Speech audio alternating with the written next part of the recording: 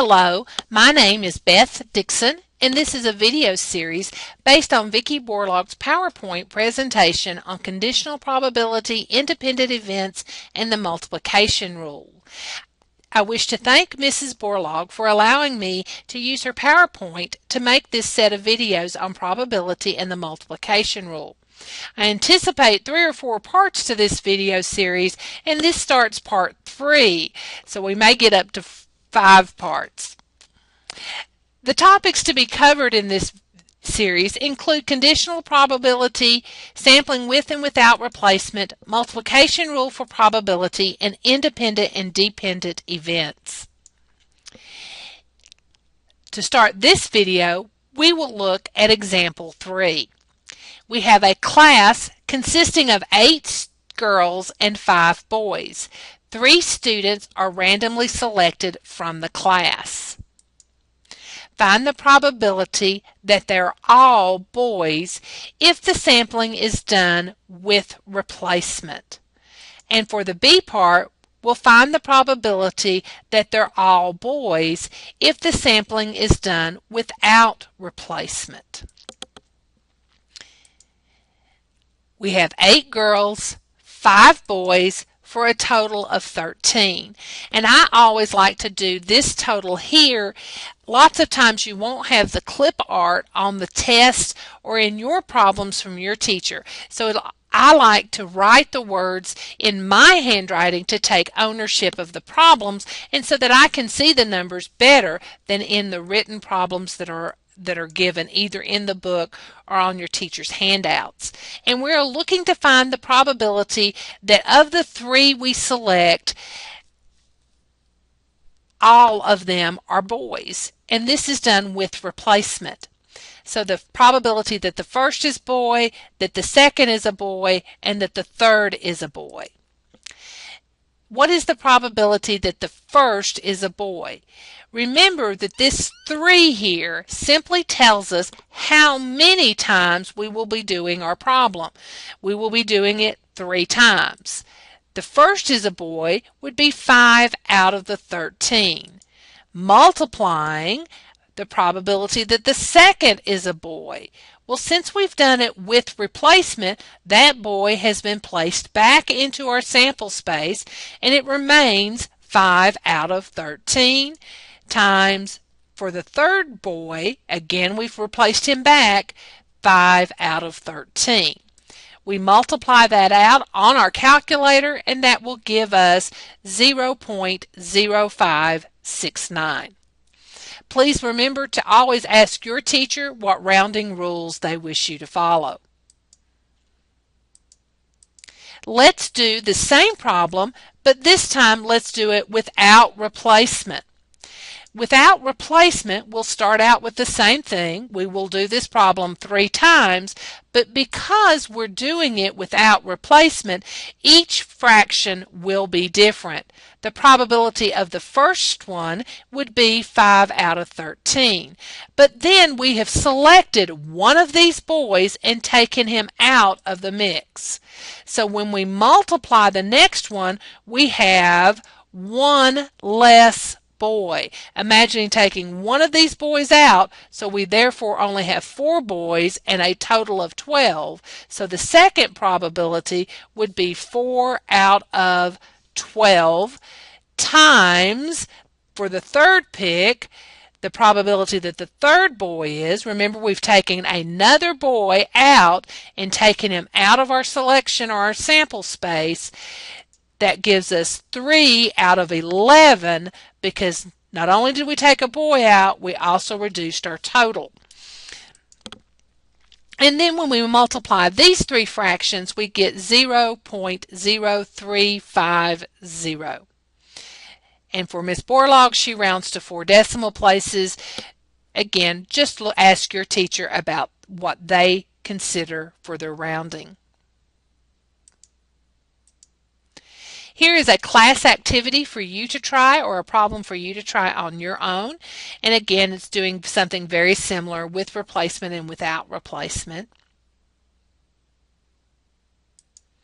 And now we'll go on and talk a little bit about independent and dependent. What does it mean to be independent just in the English language? Merriam-Webster gives us the definition as not subject to control by others or not requiring or relying on others. When I used Google to look up independent, I found multiple listings for newspapers. Newspapers want you to think that they're independent of the government and business influence and that the news they report is not affected by the actions of others. So how do we use this word in probability? Event A and B are independent if the occurrence of one does not affect the probability of the occurrence of the other. Otherwise, they're dependent. They depend on the other one. If the newspaper just reports the news and is not influenced by others, they're independent. If they are influenced by their advertisers, their own personal agendas, or government agendas, then they are dependent. Thus, the same can be said of probability. If event A and B are independent, they do not affect each other. Dependent events have an effect one on another. Think back to my first example of wearing a raincoat and whether it's raining on a particular morning. If these two events were independent, one would not affect the other. But of course they're not independent. I'm more likely to wear a raincoat if it's raining when I leave the house. Therefore, these events are dependent. Are the following events independent or dependent? Roll a red die and a white die. A. Roll a 4 with the red die. B. Roll a 4 on the white die. Well, imagining rolling two dies. Does the probability of rolling a 4 with the white die depend whether a 4 was rolled with the red die or vice versa? No. The rolling of one die does not affect or change the probability of the other roll of the die. Therefore, these are independent events. Are the following events independent or dependent? Consider a biological mother and daughter. Event A would be the mother will get breast cancer. B, the daughter will get breast cancer. Does the probability of the daughter getting breast cancer depend on whether the mother gets breast cancer or vice versa? Yes. Since breast cancer can be considered genetic, the probabilities would be higher or could affect each other. Therefore, these are dependent events. Are the following events independent or dependent? Consider two women, Mary and Jenna, who live in the same town but do not know each other. Mary goes to the movies is event A. Jenna goes to the movies is event B. Does the probability of Jenna going to the movies depend on whether Mary goes to the movies or vice versa? Well, if they don't know each other, they've probably not talked or talked about the movie. So that answer would be no. They do not affect each other, and this would be an independent event. Are the following events independent or dependent? Consider the friends Sue and Kim who live in the same town and like to do things together. These are friends, as opposed to the previous one, who are two people who don't know each other. Sue goes to the movie is event A. Event B is Kim goes to the movies. Maybe they talked about it. Maybe they made a plan. Maybe one of them talked the other one into it. Does the probability of A, Kim going to the movies, depend on B, Sue going to the movies, or vice versa? And the answer to that is yes, they could. It may not be much, but it could. So these are dependent events. Let's revisit the radio example. We will start by asking a question that can't be answered with just this information. Are these events independent or dependent? If we select two at random, we can't answer this question. This question cannot be answered until you know whether the sampling was with or without replacement. With replacement and without replacement. Now that we know that, we can look at it.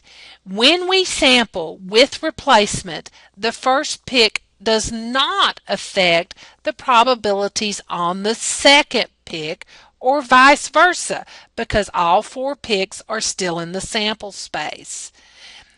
This makes them independent. Without replacement. When sampling without replacement, the first pick does affect the probabilities on the second pick, and vice versa. These are dependent events. When sampling with replacement, are these events independent or dependent? They're independent. When sampling without replacement, are these events independent or dependent? Dependent.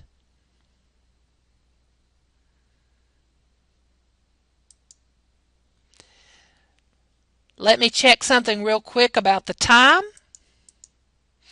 Yep, we're going to see how to more formally write the multiplication rule for independent and dependent events and then wrap up this video. The multiplication rule has to be divided up for whether the events are independent or dependent. For independent, we just multiply the probability of A times the probability of B. So to find the probability of A and B, we just multiply the probability of A times the probability of B. If the events A and B are dependent, the probability of A and B is the probability of A times the probability of B given that A happened. And the probability of A and B should be the same if you do it in the reverse order, which is the probability of B times the probability of A given that B happened. Notice for the dependent events, the probability of a first event affects the probability of the second event.